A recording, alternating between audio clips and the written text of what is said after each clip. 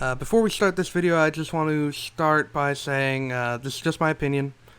Everything I say in the video about the levels, the level design and mechanics, just my opinion. If that upsets you, I apologize, I do. But those are my stances, and I'm not going to back down from them. So please remain civil. That's all I ask. Remain civil. Watch the video the whole way through.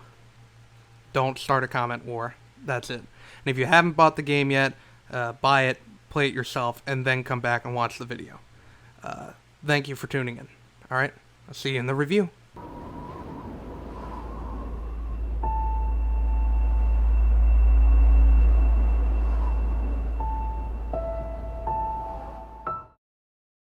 High above the clouds, our lonesome heroine faces harsh winds while leaping from cliffside to cliffside.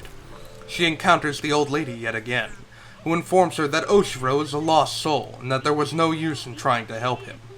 Madeline, pissed off at her attitude, scolds the old lady, declaring that both she and Oshiro were made crazy by the mountain, an idea that the old lady doesn't deny. She ends her statement by saying that the mountain can't bring out that which isn't already inside of you, giving some subtle foreshadowing for later. As Madeline continues through the skyline, she encounters numerous obstacles, such as the previously mentioned winds, bouncy clouds, blue orbs that slightly shoot you in a direction of your choice, blocks that move if you stand on a certain side of them, which you can also control, and of course, snowballs. This is a continuation of the gimmick problem, though in this case it's more forgettable than overly irritating. This level in itself is very forgettable outside of the beautiful background and the godforsaken wind. That's mostly because there aren't many story elements here. You get the bit with the old lady at the beginning and ending with a very deep story beat, but throughout the level itself, there isn't much to talk about. It can get grating at points, especially when all the gimmicks combine on a large screen, but that's more of a problem throughout the entire game and not just here. Plus, we're not even at the worst of it yet. Either way, Madeline reaches a gondola at the very end of the area, with Theo meeting up with her soon after. They turn the machine on and start to soar upwards, but in the midst of their trip, the gondola mysteriously stops, thanks to Madeline's powers. In an attempt to fix the situation, Theo accidentally breaks the controls of the machine, leaving the two of them stuck.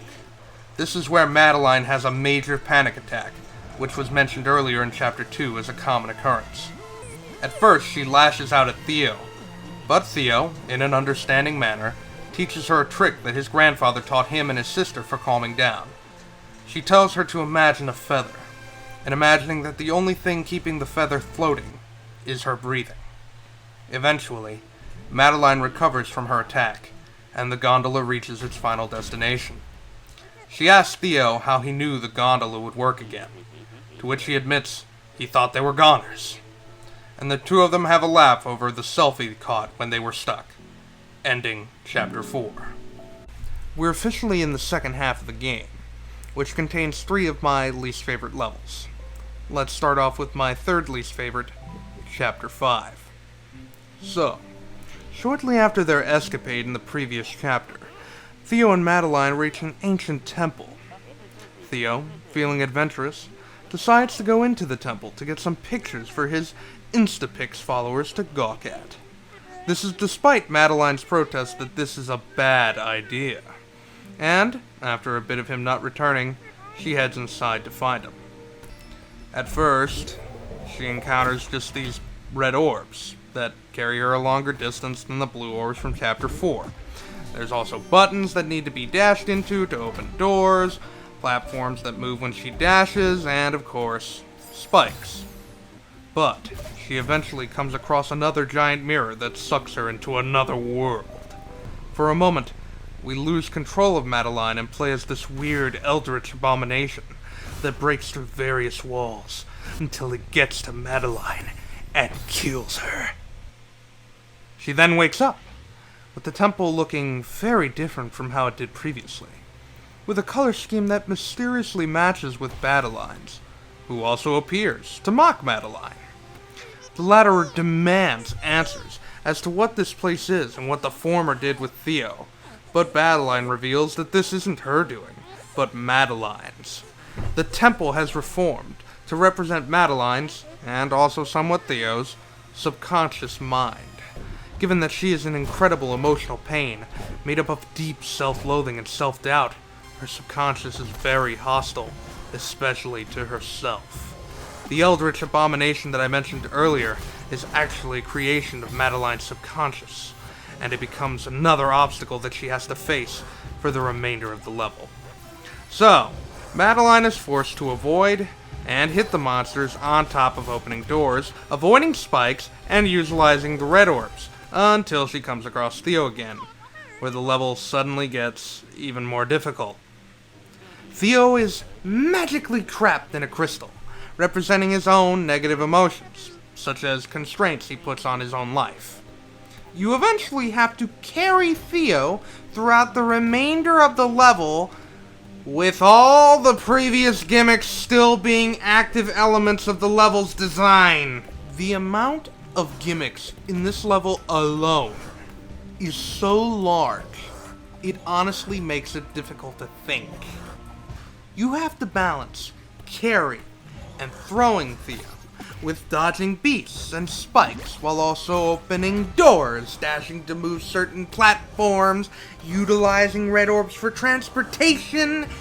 If you thought that just hearing how long that sentence was taxing, then you should play the level.